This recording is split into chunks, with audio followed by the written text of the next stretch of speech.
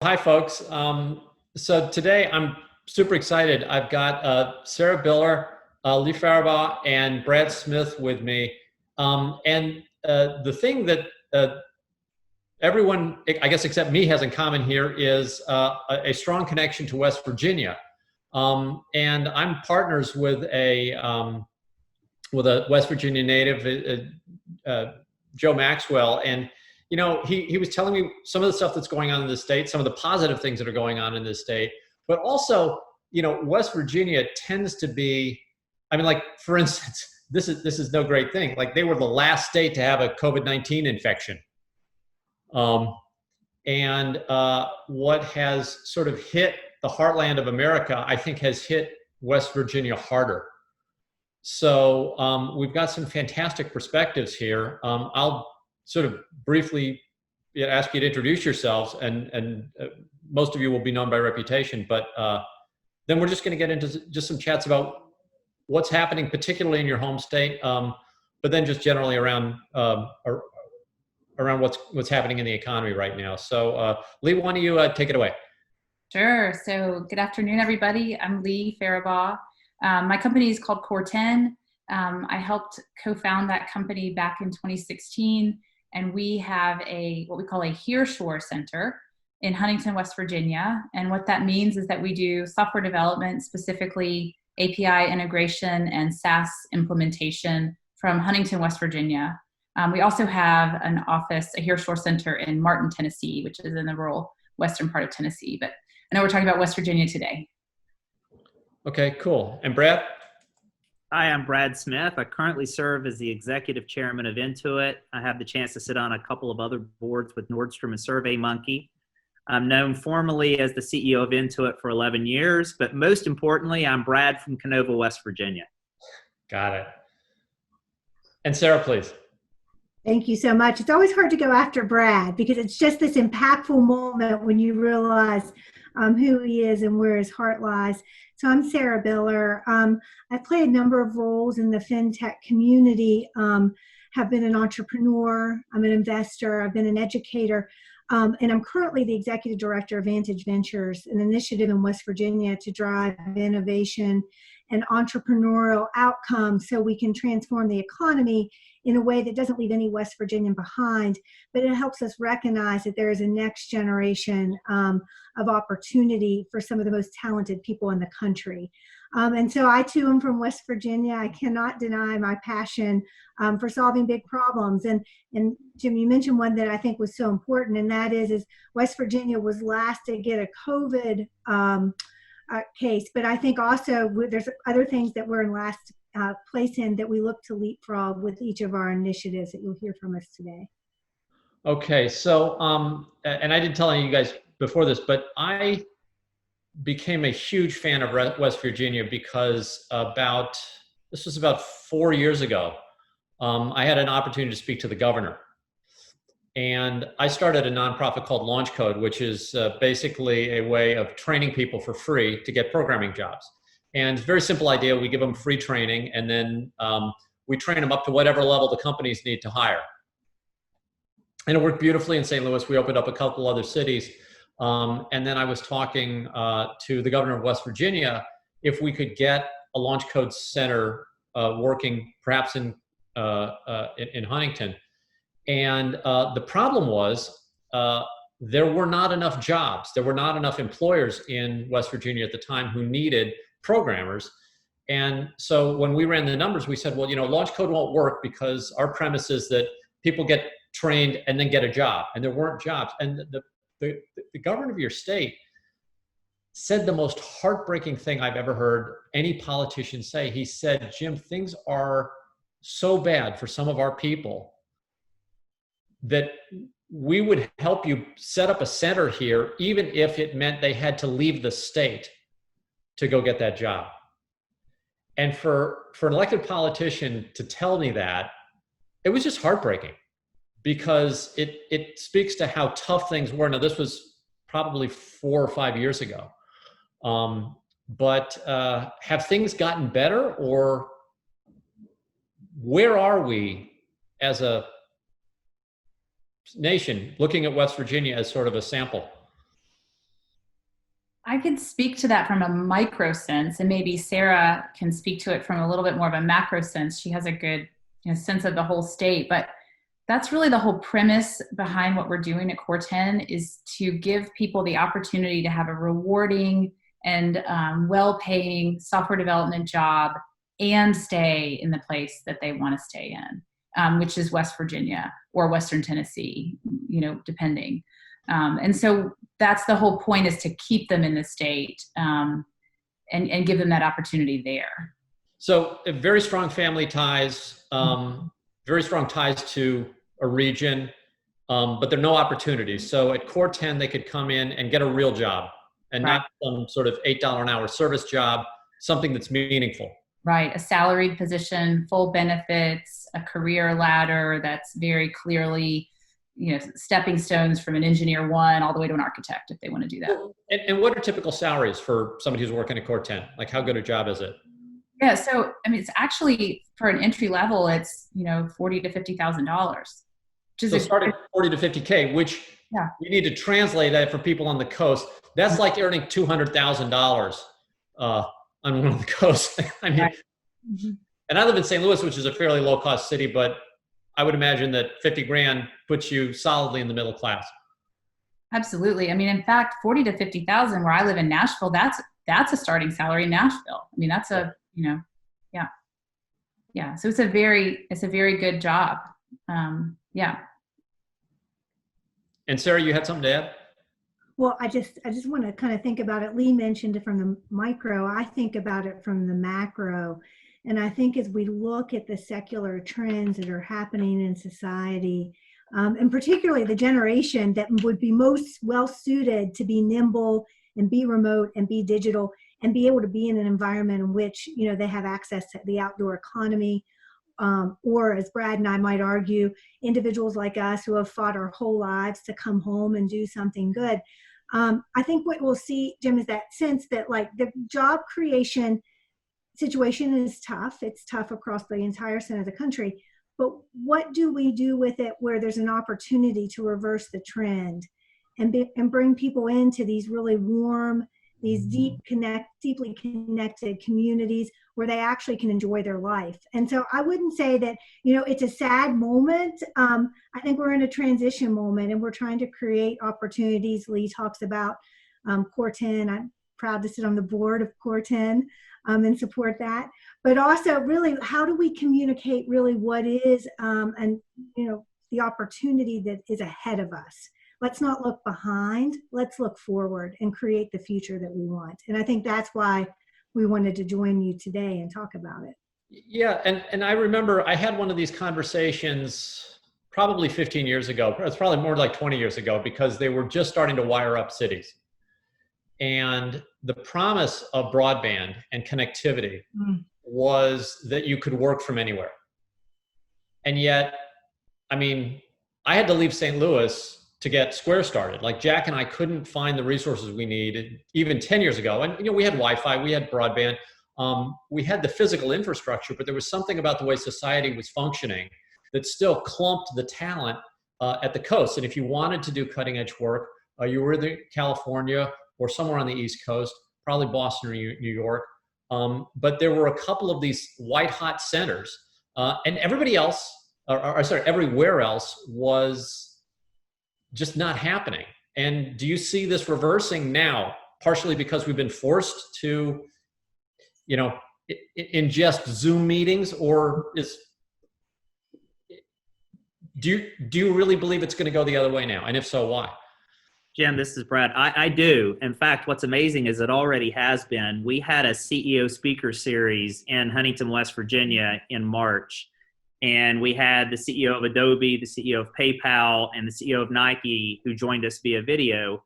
And we talked about the fact that today, a little known fact, is about 20 to 25% of all Fortune 500 company jobs, especially tech jobs, are remote employees. They can work from anywhere they want. They can make a lifestyle choice, and as long as they have connectivity, they can be productive.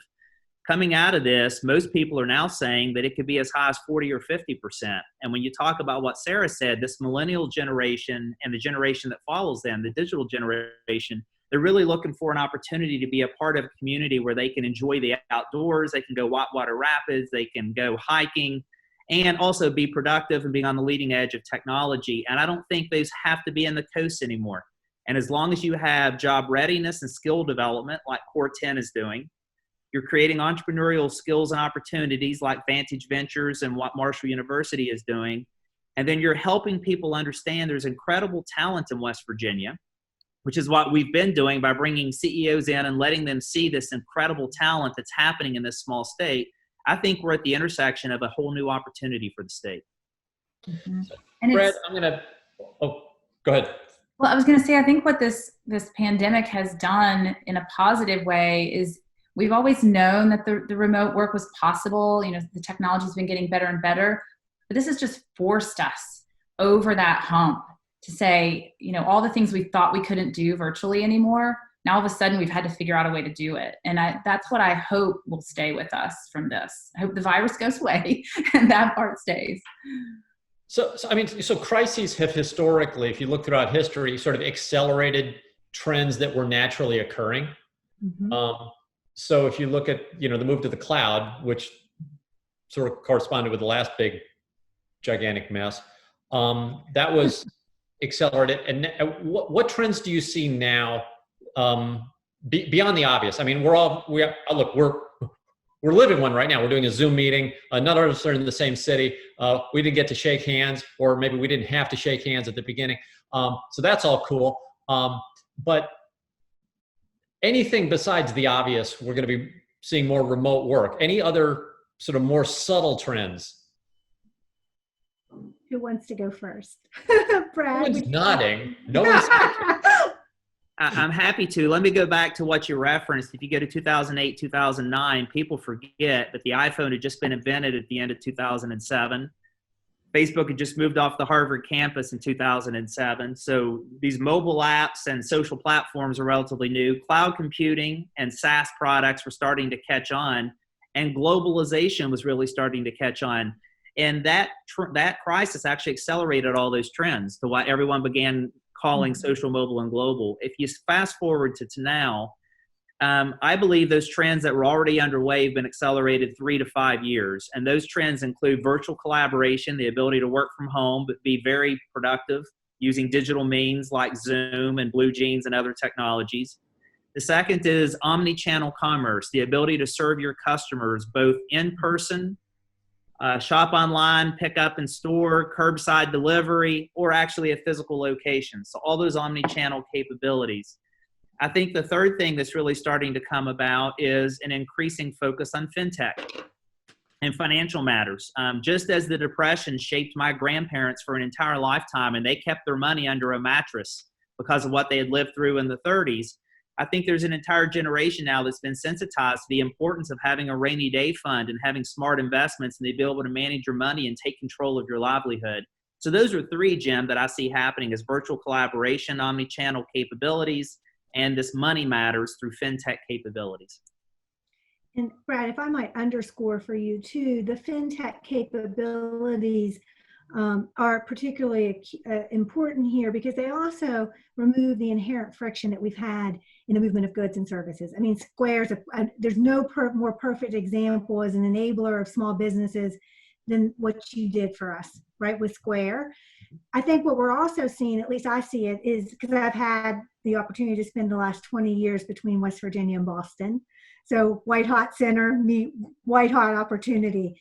And I increasingly am so impressed by the flow of capital and the commitment and the openness that has been actually kind of catalyzed by this digital moment to think about where other investment opportunities exist. So could you get specific there? I mean, give me so we can talk about it from the form of institutional investors like a Goldman Sachs, who just put $750 billion off the balance sheet into a sustainable finance fund. Sustainable finance is best met when it's at an opportunity where you're doing impact and you're also building resilient cash flow positive companies. So that's one example where you're seeing impact investors coming off the sidelines, high net worth individuals, and that movement that Brad just talked about, where we're in a generational shift of capital into. Did that money actually come to West Virginia, or is that just allocated? That's just, I think what we're seeing is an opportunity set in West Virginia. It's not the only rural environment where capital is flowing to, but I think we have to look at it from a bottoms up, where you do see the burgeoning entrepreneurial economies. We'll have our, not that I want to brag about it, but we'll have our first investor pitch day this Thursday.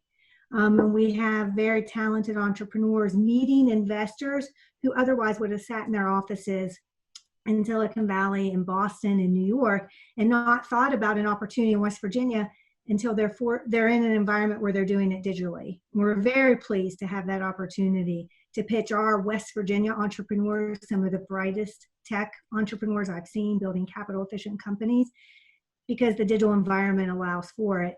So you've got that, I think, that baseline entrepreneurial economy being built, but you also see in the center of the country, the capital allocators, the institutional investors, sustainable finance, other types of money.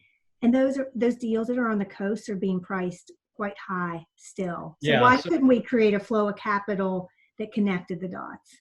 we definitely see a difference. So I'm a general partner in a fund that's based in Nashville and St. Louis, and we basically don't deal. We talk about coast deals, like the price gets to a point, and we go, let somebody else take that. But one of the things that has traditionally moved companies to the coasts is the financing. And it is absolutely true, and I have friends who will admit this, although not publicly, that they will not travel to a board meeting. So if you want their money, and the money can be substantial, it can make or break a company, but you better live within driving distance of your VC's house. And do you really think there are indications of that trend being broken, or are we just going to get back to business as usual when we can all shake hands again? I want to argue that the trend is being broken because you're a sophisticated individual. You just scoffed at it yourself. The cost of the deal flow that's happening on the coast is okay. So I scoffed at it, and then I moved to California. So yeah. I'm probably not credible. Okay, good point. But let's also talk about that the flow of capital, though, will follow, we hope will follow what we're learning today, which is that you're needing to look for larger deal flow, different opportunity, impact outcomes. And so what we're trying to do is provide a vehicle in the center of the country where you're bringing together and building a rich entrepreneurial ecosystem that is worth the flight. And I do think it's quite, we can't really suggest that we're going to all not change our behavior. We're going to sit in seats after what we've just gone through as a society. I would probably argue right now that it's going to fundamentally change us. And we have the ability in the digital environment to actually see the flow of capital move into new places where it's accretive and it's also beneficial to the investor on the other side. Okay, but we've had that ability for at least 5 years. We've had good enough tech and good enough connectivity, but now we're being forced to do it. And do you think the forcing is the important thing, or is it just like we're getting around to it? No, I think I think we're missing one point, Brad, forgive me, and then you go, but I think we're also, the other thing is that there's a desire in the population now, as we've all talked about to you, to kind of move up and actually open up these new economies and these new places. I can tell you just very humbly, the Boston that I lived in didn't have the disproportionate ownership of good ideas, just opportunity. And I think if we all band together, with Lee opening a fintech company, Brad bringing a prosperity center into the rural divide, we can close that rural urban divide that has so long anchored us in these behavior traits that you're talking about. We only sit in place. We only invest in one area. That's, thousands of years of history tells us that that's not how capital gets stalled, but it doesn't overcome it and flow to good places of great return. But I don't want to monopolize the conversation, Brad. I see you wanting to also kind of weigh in, so forgive me. No. Actually, I think what you're sharing is exactly what I was going to put out there. I think, Jim, we're at a point where we have a confluence of factors coming together that makes it different than 5 years ago. The first is this generation that's entered the workforce really has a different aspiration in the kind of lifestyle they want to live. and they've grown up with technology, and they grew up when the smartphone was in the formative stages of their lives. And so they are much more willing to participate in high tech or fintech or any other industry you want to talk about from a location other than the coast.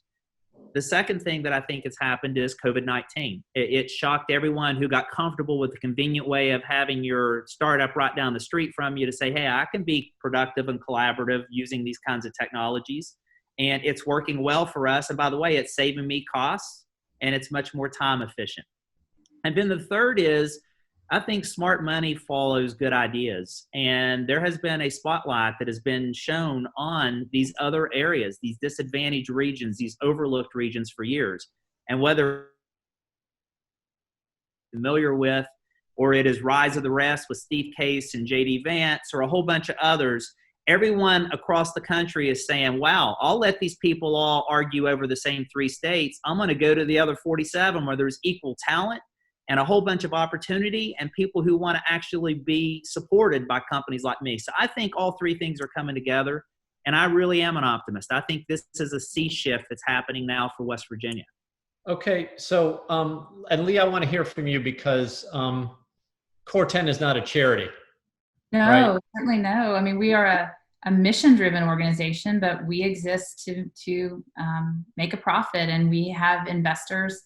It's interesting, just kind of piggybacking on what Brad and Sarah said. When we started the company, your partner Joe Maxwell said to us, "Okay, if you're going to raise money, I want you to raise it all in West Virginia." And there is a significant amount of wealth and investment happening from people inside West Virginia, whether they live there today or they spend part of their time there. That's a pretty significant thing as well. And Sarah can probably speak to it more. So we did just that. We raised money from angels, and then we raised money from the state of West Virginia, Jobs Investment Trust. And then Joe said, okay, I've seen that you can do that, and I'll invest in you. But I think that's something that's worth thinking about as well. And, not all the investors are on the coast. There's a lot of them in those places, like West Virginia. So I guess what I want to highlight here is that Sarah and Brad, I can tell that you have a strong allegiance to your state and would probably round in West Virginia's favor, all other things being equal. And maybe even if things aren't equal, you'd probably, try to put a thumb on the scale. And by the way, I do the same thing for St. Louis, and I'm blatant about it. So, I'm not really trying to call you out here. I'm just saying that if we take that as examples, it's not very good. But if we take as an example a for-profit, location agnostic business, which I would imagine Core 10 is, and say, well, they've chosen Huntington and now another location in a rural part of Tennessee. That's strictly for economic reasons. Is that correct?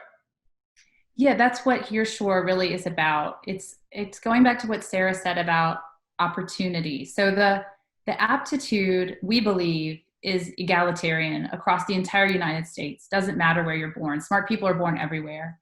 But the piece that's not always so fair is the opportunity piece. Sure. And so the beauty of the places where we've chosen these Hereshore centers is that the economics does work in our favor. The cost of living. What are you looking for when you're picking an area? What are you looking for? Are you looking for a median cost of living? Are you looking for a nearby university so you've got a source of talent? Like, what's the formula? Those things, yes. So Huntington has Marshall University, but it also has Mount West Community and Technical College.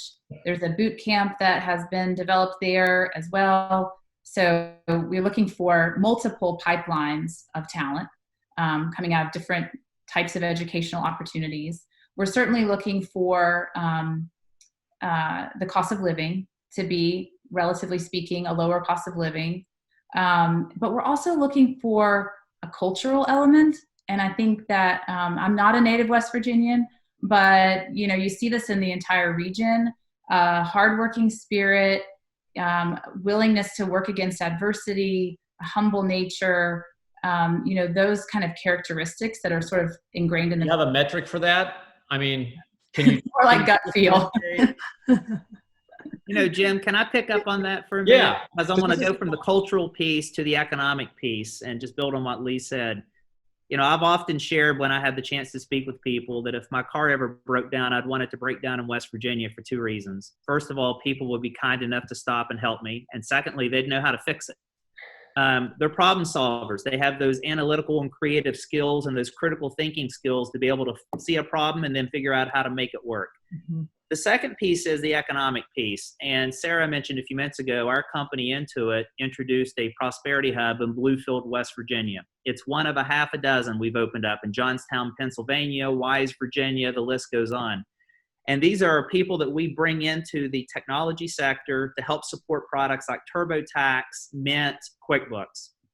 And what we have found in these centers is they outperform. We have almost 30 different customer care and customer success centers around the globe. They are the top performing center in the world. They have the highest net promoter scores of all customers served. They have the lowest cost to serve, and we have the best retention rate where they stay on the job and they don't leave and go someplace else. For every dollar we've put into Bluefield, it's created $1.59 in economic impact, but the impact it's created for us in terms of higher quality customer service and better retention is tenfold. So I think the economics are there. And at the same time, it's good to go into these regions and show them they're a part of tomorrow and not just a part of yesterday. Yeah. So let's run with that. Assume I'm unemployed right now, which is actually true, but let's make it a generic assumption and maybe assume I'm younger. But I just lost a service job.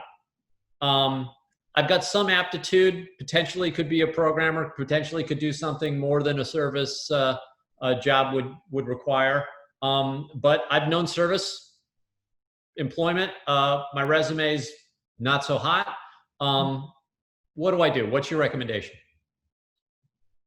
Can I start, or you want to start, Brad? Oh, please go ahead. Okay, so one of the things that we do in our center in Huntington is SaaS software implementation. So it doesn't look exactly like development, but it is all those things that Brad just said. It requires an analytical mind, a problem solver, a project management type mentality, and an ability to talk to a customer and make them happy. And that kind of work, it's interesting what you said too, Brad. We have a SaaS client where one of our Huntington employees was Employee of the Month, which says a lot about our client, that they treat our team that way. But it is the qualities of those people do make them stand out amongst their peers.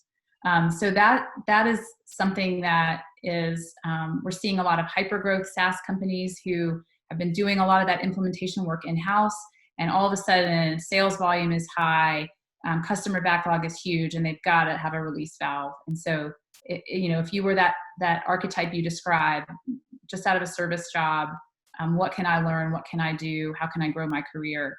That's an opportunity. And then I think the boot camps are a fantastic opportunity. That's what we see at New Force, which is a boot camp in Huntington, is a number of mid-career people. Like we might think of, it might be somebody who's worked in retail or somebody who's worked in an ancillary business like that, but they have the aptitude, and they can, with perseverance, they can 6 months later emerge from this program and have a good paying, those kind of salaries I described, that kind of job doing development. Jim, if you're out of work, I'd like to help you raise some capital to build your next fintech company in West Virginia. Gosh, we didn't know that you were in the market. Would you like to come and have some great outdoor experiences, high quality of life, and build a company that matters? I have frequently been out of work. It's a recurring theme. Yes, look, I mean, I was drawn to the state. First of all, you've got a great history in glass. So that's sort of my thing. And, Blanco was there. I know the factories, at least what they used to be. Yeah. But I'm thinking more forward looking because the gig economy is not going away. International competition is not going away. And so if I'm a young person right now and I'm looking at sort of a series of multiple sort of lower commitment earning, lower commitment jobs, right? A gig job, you can kind of have 2 or 3 of them. That's sort of scary because, some of the promises that we grew up with are no longer being kept. And I guess my question is, without people who like a state or a region for personal or family reasons, are there strong economic reasons to support that state? And I just heard a big one from Brad, which is that you got a higher net promoter score, you've got lower turnover, and more than that, I would imagine we see this at Square because we've got a very large presence of folks here in St. Louis. We're seeing way less turnover than we see at the coasts. And also, and I don't have a metric, and I wish I had a metric for this, but I don't know how to measure stress in an office. But I can kind of see, stress around the office, like physically, and it just looks in St. Louis office, like the people, they're not as tense. It's less of a fight. And if you're earning, a supporter is going to earn probably $60K a year to 90. That's sort of our range. And that's a huge difference in lifestyle between whether or not you're trying to live on $90,000 on the coast or live on $60,000 in the Midwest. It materially impacts your life. So I guess if I want to go get one of these jobs, what's the best preparation? Should people be moving? I guess here's the big question. If I've got talent and I'm living on the coast right now, and all of a sudden I've just had my employer have their eyes pried open to the possibility of remote work, should I be looking at relocating my family for lifestyle reasons and then keeping my high-paying job? Is that a good strategy? I'm a big fan of it, and I'll tell you what, I just got off of a call a couple hours ago with the university that Sarah works with, West Virginia University, but we've been studying Tulsa Remote. And Tulsa Remote, as you probably are aware, had a beautiful situation where their town would be a great lifestyle for the next generation, but they didn't have the flywheel going in terms of jobs coming in. So instead, what they said is, hey, we'll agree to help you relocate here. And if you stay here for X period of time, they put them up in a co-working facility. They found out that they were going to have 100 of these positions and 10,000 applications. I mean, the numbers were just through the roof. And then we looked at West Virginia, and West Virginia has the most amazing whitewater rapids, mountain biking trails, great artist colonies, like you said, glass and all the other things that have been a part of our history. And we have a wonderful opportunity to do the same thing. And so I would put a huge neon sign over top of West Virginia and said, it's called Almost Heaven for a reason. If you come in, you can do the job you're doing for all these wonderful companies we work for right here in West Virginia and live the most amazing lifestyle with a quality of life that is 5X more than what you're getting on the coast because the affordability is there. The commute is nothing. So I'm a little bit biased, as you know, like you said, you're unabashed about doing it with St. Louis. Well, we certainly are for West Virginia, but both of us can back it up. You can do it for St. Louis and we can West Virginia. The facts are there. The statistics are in our favor. So, but how do we sell it? I mean, we're combating culture. We're combating, quite a bit of arrogance. Like, what's the move that gets the higher value, mid to upper level talent to relocate? Are we hoping that they've got a relative there, or what do we do? I, for one, would say that success breeds success. So we have to show that a startup can come out of the state, have amazing support from the financial community, and be able to stay in the state and say, wow, this is a place I want to work. That's one. The second is we're bringing thought leaders into the state where they're getting a chance to see, whether it's through a Shark Tank-like event, this young talent actually competing to try to show how they can solve very important problems with their innovation skills. And so now we've got leaders saying, wow, there's tremendous talent there that I probably never thought about and I didn't know. And so I think those things are the things that are going to allow us to get the flywheel going. But the first step of every journey is the most important step, and that's where we are right now. We've got to get the word out. We've got to showcase the talent. We've got to get a success under our belt. Okay, well, hopefully we'll get the word out a little bit. I don't have much of a social media following, as you know, so I don't know how many people are going to see this, but I totally appreciate your time. Any final thoughts before we wrap up? The question you just asked, I would think almost to those people, I would say, think of your life like venture capitalists think of an investment. You want to be one of the first ones in, right? Here's the opportunity. Be one of the first ones in who can help create that ecosystem and reap the benefits of it on the other side. I think there's just such a tremendous upside and such a tremendous opportunity to learn from the state and to grow and maybe to teach as well. So that's what I would say. And I probably would just end it very quickly because we've touched on the economic opportunity, the quality of life. And Jim, I would just tell you one of the things I've observed most acutely is that you see a sense of community. That why did we have the health outcomes that we did in a state that really otherwise should not have had the positive, at least currently positive trending, for instance, in COVID-19. And I think it's because you see a community that cares about one another, that goes the extra mile. And I think as we all are sitting in our homes and we feel so distant from those things that most connected us, you would find that in West Virginia.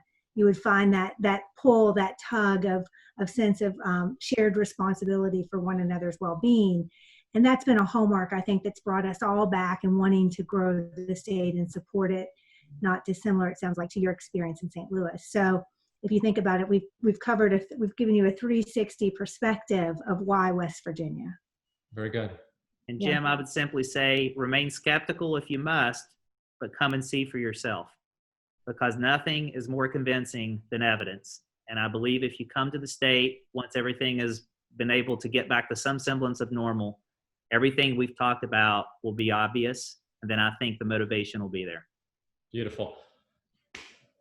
Brad, Lee, Sarah, thank you all for your time. This has been really wonderful, and hopefully it'll get the word out, not just for West Virginia, but for all, areas of the country that have sort of missed the first pass at the tech opportunities. So thank you all.